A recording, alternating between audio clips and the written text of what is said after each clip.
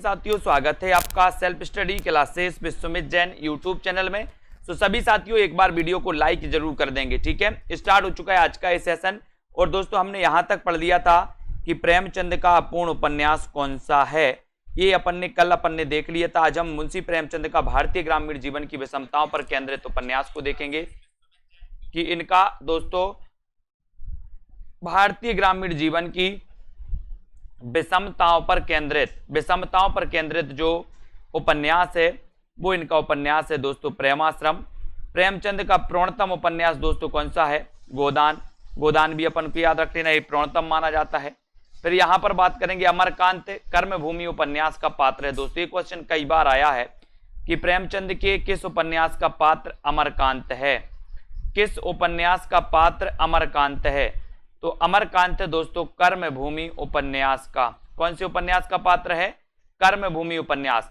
अब आपसे पूछा जाएगा कि कर्मभूमि उपन्यास किसका है, तो आप क्या बताओगे? बोले सर कर्मभूमि उपन्यास है अमरकांत का, प्रेमचंद का है ना, प्रेमचंद का माना जाता है कर्मभूमि।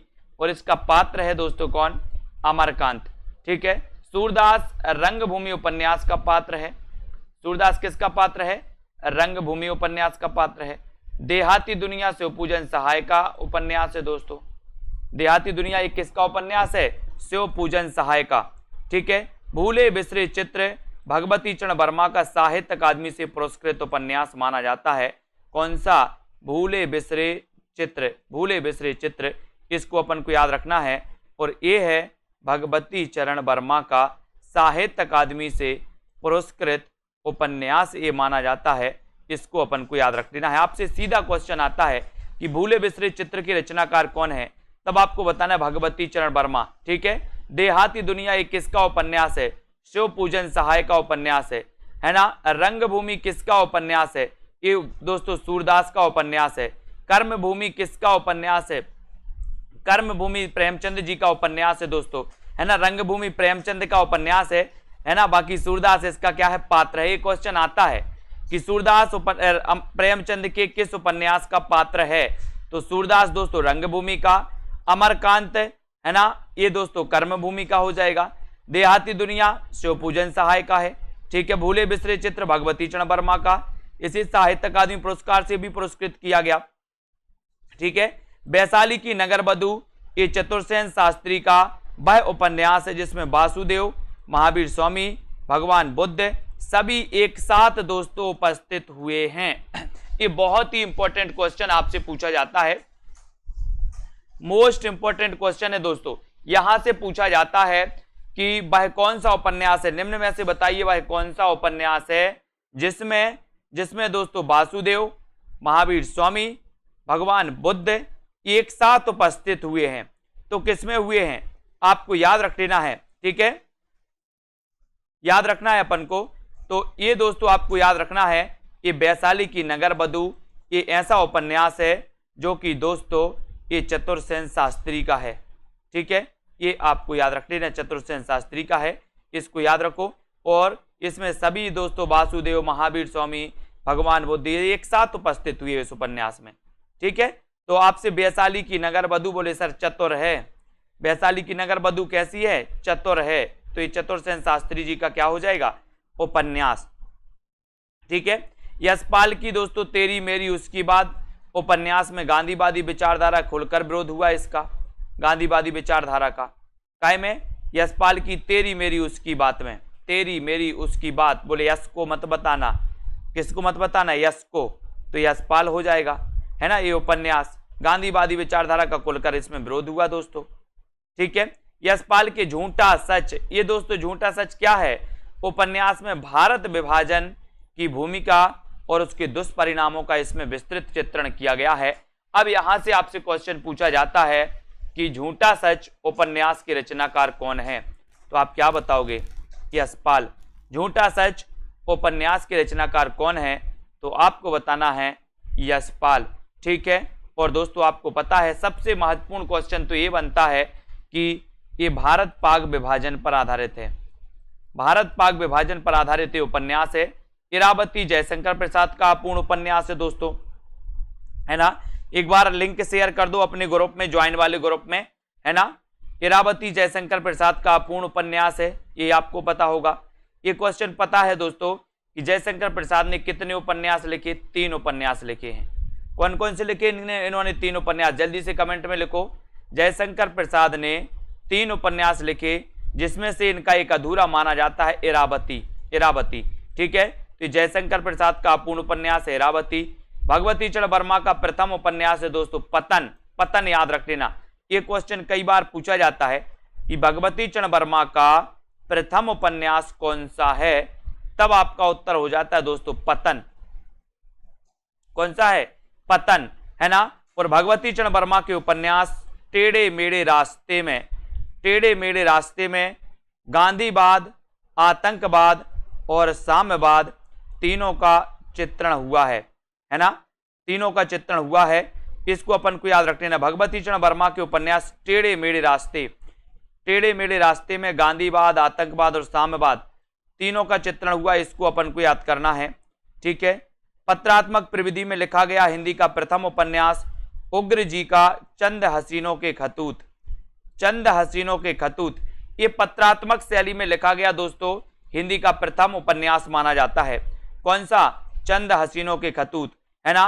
पाप और पुण्य के चिरंतन नैतिक प्रश्न को प्रस्तुत करने वाला जो उपन्यास है वो उपन्यास है चित्रलेखा।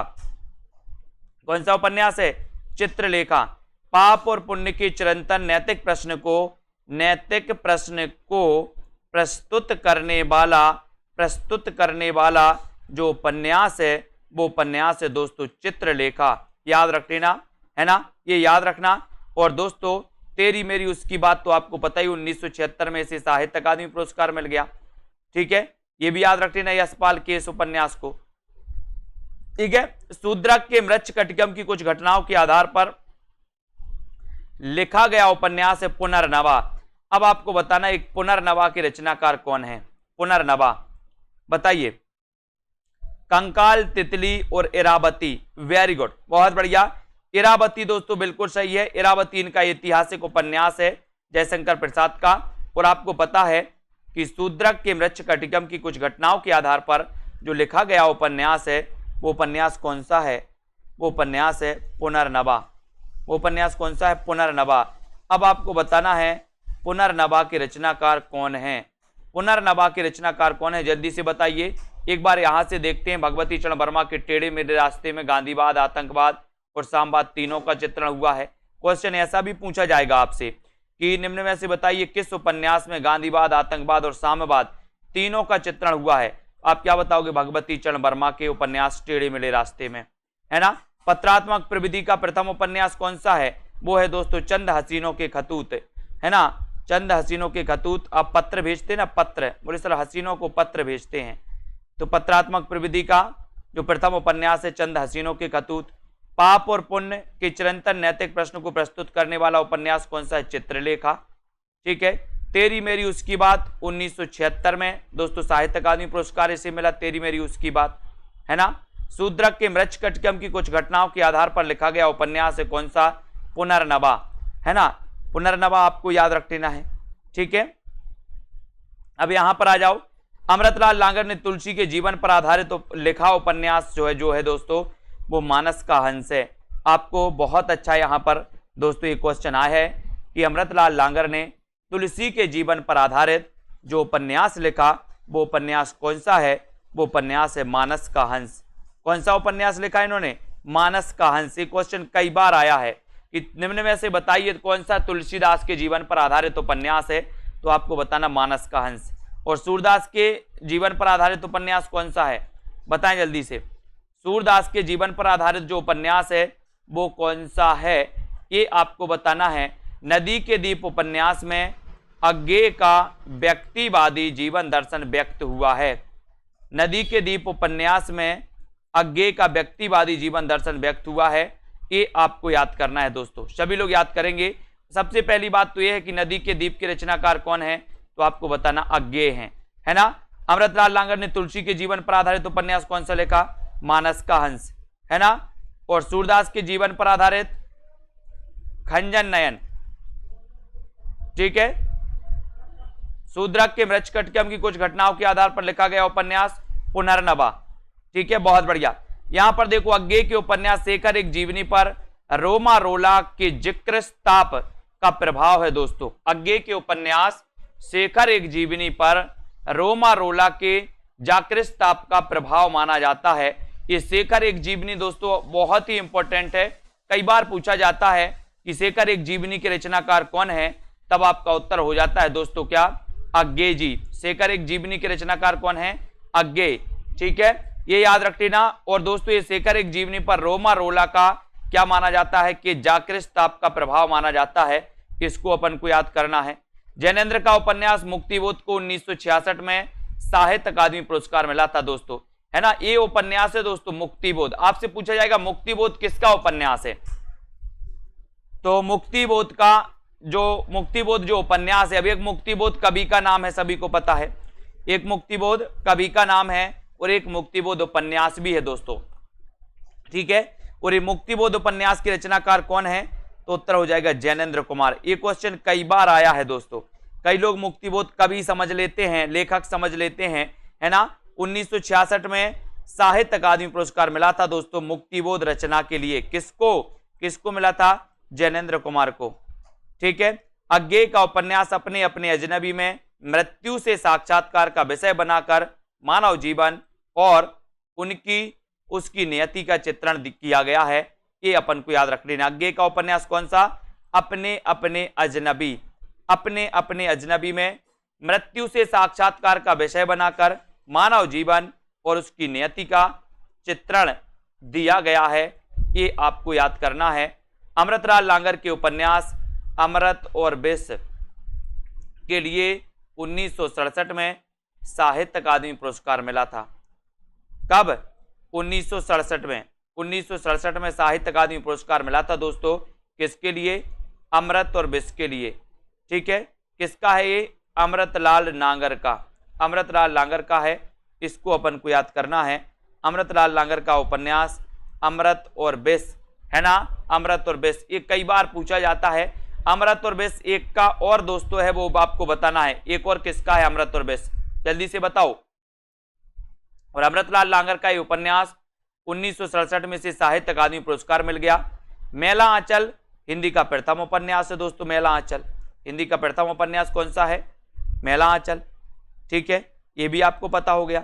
मधुकर गंगाधर ने मेला आंचल को सतीनाथ भादुड़ी कृत, है ना, ढोड़ाम चरित मानस की कार्बन कॉपी कहा है दोस्तों, किसने, मधुकर गंगाधर ने मेला आंचल को सतीनाथ भादुड़ी कृत ढोलाम चरित मानस की कार्बन कॉपी कहा है, इसको अपन को याद करना है। और नरेश मेहता द्वारा एक स्वाभिमानी अध्यापक के जीवन संघर्ष को कथानक बनाकर लिखा गया जो उपन्यास है वो है वह पथबंधु था। ये नरेश कैसे बन गया, है ना, ये नरेश कैसे बन गया, तो ये आपको याद रख लेना, बिल्कुल सही। अमृत और विष इनकी काव्य रचना है, वो भी आपको याद रख लेना है, ठीक है, बहुत बढ़िया। तो यहां पर आ जाते हैं, थोड़ा सा इसका देखते हैं कि अज्ञे का उपन्यास शेखर एक जीवनी पर रोमारोला का जाकृस्ताप का प्रभाव है। जैनेन्द्र का उपन्यास मुक्तिबोध है दोस्तों, 1966 में साहित्य अकादमी पुरस्कार इसको मिल गया। अज्ञे का उपन्यास अपने अपने अजनबी में मृत्यु से साक्षात्कार का विषय बनाकर मानव जीवन और उसकी नियति का चित्रण दिया गया है, ठीक है। अमृतलाल लांगर के उपन्यास अमृत और विष के लिए 1967 में साहित्य अकादमी पुरस्कार मिला, अमृत और विष के लिए, ठीक है। मेला आंचल हिंदी का प्रथम उपन्यास है दोस्तों, कैसा, आंचलिक, हिंदी का प्रथम आंचलिक उपन्यास है, ये हिंदी का प्रथम आंचलिक उपन्यास माना जाता है। कौन सा, मेला आंचल के रचनाकार कौन है, बताएं सभी लोग, मेला आंचल के रचनाकार कौन है। और मधु गंगाधर ने मेला आंचल को सतीनाथ भादुड़ी कृत ढोलाम चरित मानस की कार्बन कॉपी इन्होंने कहा है दोस्तों, किसने, मधुकर गंगाधर ने, ठीक है, इसको याद रखना। और नरेश मेहता द्वारा एक स्वाभिमानी अध्यापक के जीवन संघर्ष को कथानक बनाकर लिखा गया उपन्यास था पथबंधु। कौन था, यह पथबंधु था। नरेश कैसे बन गया, एक दोस्तों स्वाभिमानी अध्यापक के जीवन संघर्ष को कथानक बनाकर लिखा गया उपन्यास है। यहीं से आपका सीधा क्वेश्चन बनेगा कि एक स्वाभिमानी अध्यापक के जीवन संघर्ष को कथानक बनाकर लिखा गया जो उपन्यास है वो उपन्यास कौन सा था, तो वो उपन्यास है यह पथबंधु था। कौन सा, यह पथबंधु था, ठीक है। श्रीलाल शुक्ल का उपन्यास राग दरबारी के लिए 1969 में साहित्य अकादमी पुरस्कार मिला था दोस्तों। किसके लिए? राग दरबारी, राग दरबारी। और आपको पता है दरबार में मेरा लाल बैठा है, बोले सर दरबार में मेरा लाल बैठा है, तो राग दरबारी के लिए मिला था दोस्तों इन्हें कौन सा उपन्यास? साहित्य अकादमी उपन्यास पे साहित्य अकादमी पुरस्कार मिला था। ठीक है, तो श्रीलाल शुक्ल याद रखेंगे, कई बार पूछा गया कि राग दरबारी के रचनाकार कौन है, राग दरबारी के रचनाकार कौन है, तो आपका सीधा उत्तर होता है श्रीलाल शुक्ल, है ना। और इससे साहित्य अकादमी पुरस्कार कब मिला? तो आपका उत्तर होता है 1969 में। ठीक है, अमृतलाल लांगर का खंजन नयन, खंजन नयन ये सूरदास के जीवन पर आधारित है दोस्तों। खंजन नयन ये किसके जीवन पर आधारित है? सूरदास के जीवन पर आधारित है ना। हिंदी में आंचलिक शब्द का सर्वप्रथम प्रयोग दोस्तों मेला आंचल उपन्यास, मेला आंचल उपन्यास की भूमिका में किया गया। हिंदी में आंचलिक शब्द का सबसे पहले जो प्रयोग किया गया वो मेला आंचल उपन्यास की भूमिका में किया गया। और मेला आंचल उपन्यास आपको पता ही है कि सर मेला आंचल जो उपन्यास है ये फणीश्वरनाथ रेणु का है, फणीश्वरनाथ रेणु का है, और ये हिंदी का प्रथम आंचलिक उपन्यास माना जाता है ना। राही मासूम रजा के उपन्यास आधा गांव में, आधा गांव में गाजीपुर जिले के गंगोली गांव के सिया मुसलमानों के जीवन का यथार्थ चित्रण इसमें हुआ है। जीवन का क्या हुआ है? यथार्थ चित्रण। ये आधा गांव याद रख लेना दोस्तों, ये कई बार पूछा गया कि आधा गांव उपन्यास किसका है, तो आपको पता होनी चाहिए। बोले सर हमारा आधा गांव कैसा है? मासूम है। आधा गांव कैसा है? मासूम। आधा गांव मासूम है, तो राही मासूम रजा का एक उपन्यास है आधा गांव, तो आधा गांव मासूम है, तो मासूम से राही मासूम रजा। गाजीपुर जिले के गंगोली गांव के सिया मुसलमानों के जीवन का यथार्थ चित्रण इसमें किया गया, ये अपन को याद रख लेना है। नागार्जुन उपन्यास दोस्तों, नागार्जुन का उपन्यास बलचनमा, बलचनमा जो मेला आंचल से पूर्व प्रकाशित हुआ था, इसमें आंचलिकता की कमी नहीं थी, फिर भी इसे प्रथम आंचलिक उपन्यास नहीं माना गया। अगर आपसे पूछा जाएगा कि नागार्जुन का वह उपन्यास कौन सा है जो दोस्तों रेणु जी के मेला आंचल के पूर्व लिखा गया था, लेकिन उसे आंचलिक प्रथम आंचलिक उपन्यास की संज्ञा नहीं दी गई, तो वो इनका उपन्यास है दोस्तों नागार्जुन का कौन सा? बलचनमा। बलचनमा ये भी इनका आंचलिक उपन्यास है, और मेला आंचल से पहले लिखा गया था दोस्तों ये, लेकिन इसे हिंदी का प्रथम आंचलिक उपन्यास नहीं माना गया।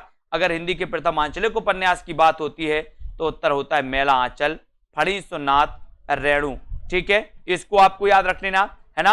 अब यहां पर आते हैं गिरिराज किशोर के उपन्यास ढाई घर के लिए 1992 में साहित्य अकादमी पुरस्कार मिला। बिल्कुल सही है, आधा गांव, टोपी शुक्ला, हिम्मत जौनपुरी ये राही मासूम रजा के दोस्तों उपन्यास माने जाते हैं। और ढाई घर तो आपको याद रखना है, ये गिरिराज किशोर का उपन्यास है। ढाई घर, 3 घर थे, आधा घर गिर गया, बचे ढाई घर, है ना। तो ढाई घर के लिए 1992 में कौन सा पुरस्कार मिला? साहित्य अकादमी पुरस्कार मिला। ठीक है, और ये ढाई घर उपन्यास किसका है? गिरिराज किशोर का है। किसका है? गिरिराज किशोर का। इसको आपको याद करना है। ठीक है, यहां पर आते सरकटी लाश उपन्यास के लेखक गोपाल राम गहमरी हैं। सरकटी लाश उपन्यास के जो लेखक हैं वो कौन है? गोपाल राम गहमरी। ठीक है, सरकटी लाश आपसे पूछा जाएगा सरकटी लाश ये किसका उपन्यास है, आप क्या बताओगे? ये उपन्यास है गोपाल राम गहमरी का। ठीक है, जो भी हमारे नए साथी हैं वो ऐप पर देखें, निचोड़ क्लास आपको शुरुआत से है। ठीक है, और आप लोग पढ़ते रहे शुरुआत से, निचोड़ क्लास पूरी पढ़ना है आप लोगों को। इस पर भी हम एक टेस्ट लेंगे जो महत्वपूर्ण का होगा, है ना। तो इनको आपको ऐप पर जो है उसको एक बार रिवाइज कर लेना अगर आपको टाइम मिलता है तो जितने भी अपन के दोस्तों ये अभी ये 15वां पार्ट है, इनको पूरा का पूरा आप पढ़ लें, एक बार फिर से पढ़ लें तो और अच्छा होगा। ठीक है, तो सरकटी लाश उपन्यास के लेखक हैं गोपाल राम गहमरी, है ना। रजिया बेगम किशोरीलाल गोस्वामी का उपन्यास है। रजिया बेगम किशोरी, बोले रजिया किशोरी है, रजिया बेगम कैसी है? किशोरी है, किशोरी। तो किशोरीलाल गोस्वामी का ये उपन्यास माना जाता है ना, इसको भी याद रखना है। ठीक है, भूतनाथ देखो, भूतनाथ उपन्यास देवकीनंदन खत्री का है ना। तो भूतनाथ उपन्यास किसका है? देवकीनंदन खत्री का दोस्तों। ये भी अपन को याद रख लेना है। ठीक है, धनिया और झुनिया प्रेमचंद के गोदान उपन्यास के पात्र हैं दोस्तों, धनिया और झुनिया। अब आपको पता है कि गोदान उपन्यास किसका है, प्रेमचंद जी का है। ठीक है, अब इसके पात्र कौन कौन से, धनिया और झुनिया। क्वेश्चन कैसा आता है, निम्न में से बताइए कौन सा गोदान का पात्र है। तो गोदान के पात्र में धनिया और झुनिया। ठीक है, सन्यासी ईलाचंद जोशी का उपन्यास है दोस्तों, सन्यासी किसका उपन्यास है, ईलाचंद्र जोशी, है ना। कभी कभी जोश में आके लोग क्या बन जाते हैं, सन्यासी बन जाते हैं। जोश में आकर लोग सन्यासी बन जाते हैं, तो सन्यासी ईलाचंद्र जोशी का उपन्यास माना जाता है, जिसको आपको बहुत अच्छे से याद करना है। ठीक है, क्वेश्चन आएगा सन्यासी किसका उपन्यास है, बोले सर जोश में आके, सन्यासी जोश में आके, तो जोशी, है ना। रूपा जीवा उपन्यास लक्ष्मी नारायण लाल का है दोस्तों, रूपा जीवा उपन्यास किसका है, लक्ष्मी नारायण लाल का। और विश्व का प्रथम उपन्यास बाण भट्ट की दोस्तों कादंबरी, कादंबरी को माना जाता है, विश्व का प्रथम उपन्यास माना जाता है बाण भट्ट की कादंबरी, कादंबरी को। ठीक है, विश्व का प्रथम उपन्यास माना जाता है। बाण भट्ट की आत्मकथा हजारी प्रसाद द्विवेदी का उपन्यास है दोस्तों, ये उपन्यास है बाण भट्ट की आत्मकथा। ये क्वेश्चन पूछा जाता है। अब कई लोग तो यही कंफ्यूज होते हैं, कभी कभी पूछा जाता है कि बाण भट्ट की आत्मकथा का काव्य रूप क्या है, तो काव्य रूप दोस्तों इसका काव्य रूप उपन्यास माना जाता है। अब यहाँ क्या लिखा है, आत्मकथा लिखा है, तो कुछ लोग आत्मकथा लगाते हैं, लेकिन आपको क्या मानना है, उपन्यास। ठीक है, यहां देखो गोबर प्रेमचंद के गोदान उपन्यास का पात्र है, गोबर, गोबर क्या है, प्रेमचंद के गोदान उपन्यास का पात्र है, इसको भी अपन को याद करना है।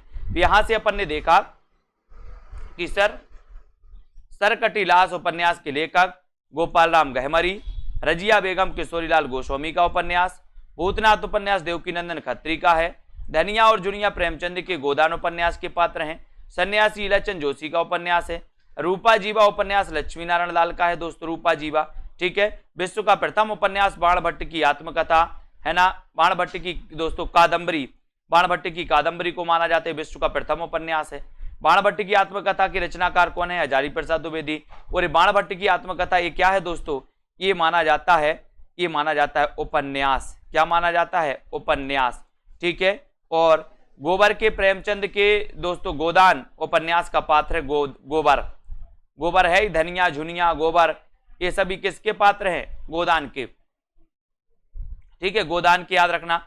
अब यहां पर देखो यशपाल का झूठा सच, भीष्म साहनी का तमस, राही मासूम रजा का आधा गांव भारत पाक विभाजन पर आधारित माने जाते हैं। अब आपसे पूछा जाएगा कि निम्न में से बताइए कौन सा भारत पाक विभाजन पर आधारित उपन्यास नहीं है। तो आपको पता होनी चाहिए कि भारत पाक विभाजन पर आधारित उपन्यास झूठा सच है, तमस है, आधा गांव, ये सभी क्या है, ये भारत पाक विभाजन पर आधारित उपन्यास हैं, झूठा सच, तमस और आधा गांव। ठीक है, विष्णु प्रभाकर कृत आवारा मसीहा शरत चंद्र के जीवन पर आधारित है दोस्तों। आवारा मसीहा काय के जीवन पर आधारित है, शरत चंद्र के जीवन पर आधारित है। ठीक है, ये विष्णु प्रभाकर का उपन्यास है, कौन सा, आवारा मसीहा। कई बार पूछा जाता है आवारा मसीहा के रचनाकार कौन है, तो आवारा मसीहा के रचनाकार हैं दोस्तों कौन, विष्णु प्रभाकर, ये याद रख लेना। लेकिन ये शरत चंद्र के जीवन पर आधारित है, ये आपको बहुत अच्छे से याद करना है। ये क्वेश्चन तो कई बार आया है कि आवारा मसीहा किसके जीवन पर आधारित है, उत्तर होगा शरत चंद्र के जीवन पर आधारित है। वयम रक्षामय चतुर्सेन शास्त्री का उपन्यास है, वयम रक्षामय किसका उपन्यास है, चतुर्सेन शास्त्री का, वयम रक्षामय। ठीक है, ये उपन्यास किसका है, वयम रक्षामय चतुर्सेन शास्त्री।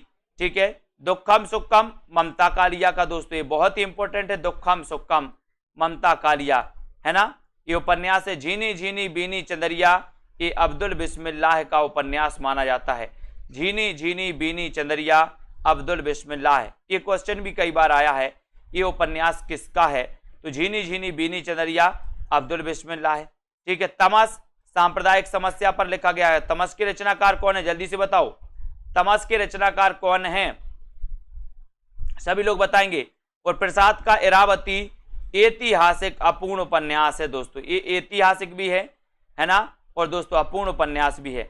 अब आपसे अगर पूछा जाता है कि प्रसाद के उपन्यास कौन कौन से हैं, तो आपको बताना है कंकाल, तितली और इरावती। कंकाल इनका प्रथम उपन्यास माना जाता है, ठीक है, इरावती इनका ऐतिहासिक उपन्यास है, और ये दोस्तों अपूर्ण उपन्यास माना जाता है। ठीक है, भागवंती उपन्यास के रचयिता कौन है? सुदर्शन। भागवंती ये उपन्यास है दोस्तों सुदर्शन का, भागवंती के सुदर्शन, है ना, ये भागवंती उपन्यास सुदर्शन का है। प्रसाद का इरावती ऐतिहासिक अपूर्ण उपन्यास है ना, तमस सांप्रदायिक समस्या पर लिखा गया उपन्यास है। झीनी झीनी बीनी चंदरिया अब्दुल बिस्मिल्लाह का उपन्यास है। दुखम सुखम ममता कालिया का उपन्यास है। भयम रक्षामय चतुर्सेन शास्त्री का उपन्यास है। ठीक है, विष्णु प्रभाकर कृत आवारा मसीहा दोस्तों शरतचंद्र के जीवन पर आधारित है, ये भी अपन को याद करना। ठीक है, अब यहां पर देखो यशपाल का झूठा सच, भीष्म साहिनी का तमस और आधा गांव ये भारत पाक विभाजन पर आधारित उपन्यास माने जाते हैं। इन उपन्यासों को अच्छे से याद करना है। अब यहां पर अपन देखें कृष्णा सोप्ती के सूरजमुखी अंधेरे के उपन्यास में काम कुंठा की शिकार स्त्री का चरित्र चित्रण हुआ है दोस्तों। कौन सा? सूरजमुखी अंधेरे के। आपसे पूछा जाएगा ये उपन्यास किसका है, तो आपको बताना ये उपन्यास है कृष्णा सोप्ती का, सूरजमुखी अंधेरे के, सूरजमुखी अंधेरे के कृष्णा सोप्ती। कामकुंठा की शिकार स्त्री का इसमें चित्रण हुआ है। नागार्जुन द्वारा रचित वरुण के बेटे उपन्यास मछुआरों के जीवन पर आधारित है दोस्तों। कौन सा? वरुण के बेटे उपन्यास मछुआरों के जीवन पर आधारित है ना। सेठ बांकेमल अमृतलाल लांगर की रचना है, सेठ बांकेमल। ठीक है, सेठ बांकेमल किसकी रचना है? अमृतलाल लांगर की। रांगे राघव का उपन्यास कब तक पुकारूं, ये दोस्तों कर्नट कबीलों के जीवन यथार्थ के विविध पक्षों पर आधारित माना जाता है।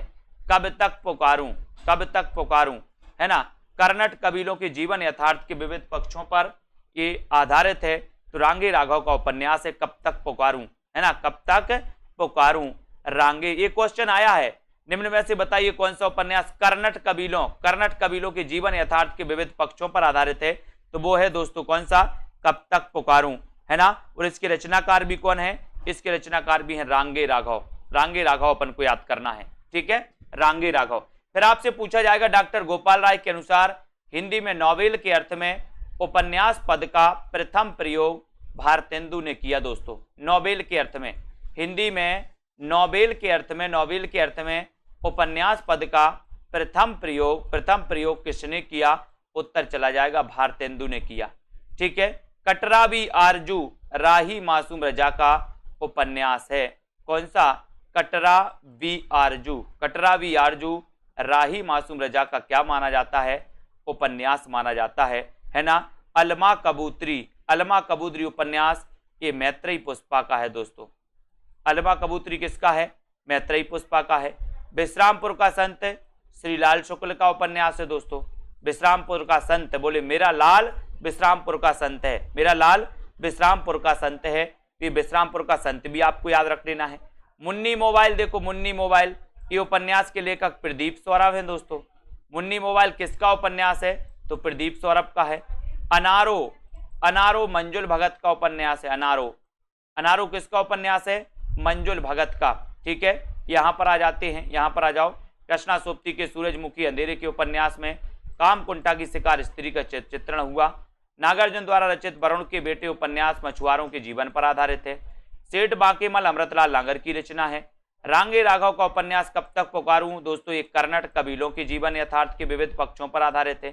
ठीक है, डॉक्टर गोपाल राय के अनुसार हिंदी में नॉवेल के अर्थ में उपन्यास पद का प्रथम प्रयोग भारतेंदु ने किया था, ये अपन को याद करना है। ठीक है, कटरा भी आरजू राही मासूम रजा का उपन्यास है। कटरा भी आरजू, आपसे पूछा जाएगा कटरा भी आरजू के रचनाकार कौन है, तब आपका उत्तर हो जाएगा राही मासूम रजा। ठीक है, अलमा कबूतरी मैत्रेयी पुष्पा, है ना, अलमा कबूतरी उपन्यास किसका है? मैत्रेयी पुष्पा का। ठीक है, विश्रामपुर का संत उपन्यास किसका है? श्रीलाल शुक्ल का। ठीक है, मुन्नी मोबाइल प्रदीप सौरभ। ठीक है, अनारो मंजुल भगत का उपन्यास है दोस्तों। अनारो उपन्यास के रचनाकार कौन है? तब आपका उत्तर हो जाएगा मंजुल भगत। मुन्नी मोबाइल प्रदीप सौरभ। विश्रामपुर का संत श्रीलाल शुक्ल। अलमा कबूतरी मैत्रेयी पुष्पा। कटरा भी आरजू राही मासूम रजा, है ना। और दोस्तों नॉवेल के अर्थ में उपन्यास पद का प्रथम प्रयोग भारतेंदु ने किया। ठीक है, और कब तक पुकारूं कर्नट कबीलों के जीवन यथार्थ के विविध पक्षों पर आधारित है। ठीक है, सेठ बांकेमल अमृतलाल लांगर की रचना है सेठ बांकेमल, ये भी आपको याद हो गया। ठीक है, नागार्जुन द्वारा वरुण के बेटे उपन्यास ये मछुआरों के जीवन पर आधारित है। अब आपसे पूछा जाएगा कि नागार्जुन का वह कौन सा उपन्यास है जो मछुआरों के जीवन पर आधारित है, तब आपका उत्तर क्या हो जाएगा, वरुण के बेटे। वरुण के बेटे याद रखना, वरुण के बेटे उपन्यास मछुआरों के जीवन पर आधारित है। और ये उपन्यास किसका है, ये उपन्यास है नागार्जुन का। ये उपन्यास किसका है, नागार्जुन का। ठीक है, बहुत बढ़िया, धन्यवाद सभी साथियों को। इसी प्रकार से अध्ययन करते रहे, वीडियो को लाइक करें दोस्तों, है ना। और इन क्लासों को आप लोग जो निचोड़ वाली क्लासें हैं, टाइम मिलता है तो इन क्लासों को दोस्तों देखिए, शाम के शाम, दोपहर के दोपहर, सुबह के सुबह एक टाइम निकालिए, इनको एक बार पुनः देखिए। जो निचोड़ वाला आपका ऐप में फोल्डर बना है उसमें जाकर के आप दोस्तों इनको पुनः देखना है, एक एक बार सभी लोग एक एक बार देखते रहें। ये बहुत ही इंपॉर्टेंट है निचोड़ वाला दोस्तों, है ना। तो निचोड़ वाले कोर्स को, निचोड़ वाली जो क्लासें हैं इनको पुनः एक एक बार और देखना है। ठीक है, इनको सभी लोग पुनः देखेंगे, एक एक बार सभी को देखना, अध्ययन करना है, अभ्यास करना है, तो और जो कुछ छूटा मूटा होगा वो भी आपको क्लियर हो जाएगा, है ना। तो सभी साथियों को धन्यवाद, वीडियो को लाइक कर दें और इस सेशन से जुड़े रहें निरंतर। ये सेशन जो होता है दोस्तों, इस सेशन की पूरी जो वीडियो होती हैं वो ऐप पर पहुंचती हैं, ऐप पर निचोड़ क्लास का एक फोल्डर बना है। ठीक है, तो ये भी आपको याद रख लेना है ना। बहुत बढ़िया, तो सभी साथियों को धन्यवाद, लगे रहें, अध्ययन करते रहें। ठीक है, जय हिंद।